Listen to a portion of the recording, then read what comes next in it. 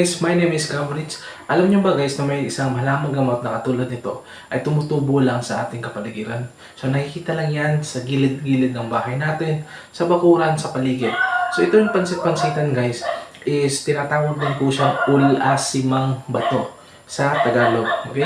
Sa pansit-pansitan guys is traditionally used sa ating mga ninuno as Filipino na ginagamit po siya ng panglaban sa gout, panlaban sa kasusuan, or pamamaga. Yun pong ginagamit nila. So, paano nga ba siya gamitin? Sa mga ninuno natin, ginagawa po nilang tsaa. Okay? Kuha lang sila dito, hinuhugasan kasi medyo malapit lang po siya sa malapit lang po siya sa lupa. So, make sure na hugasan po natin maigi to. Okay? So, ito po siya is medyo makintab, heart shape. Tapos after hugasan, pwede na natin siyang ilaga 10 to 15 minutes para lumabas yung katas. Right after that one, pwede natin siyang gawing gulay. Okay, gulay, pwede na siyang pangsahog.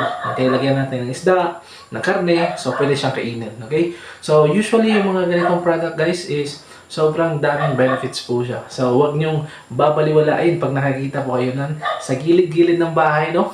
Okay, so try niyo na, baka magustuhan niyo. At share this live or share this one sa family and friends nyo. Bye!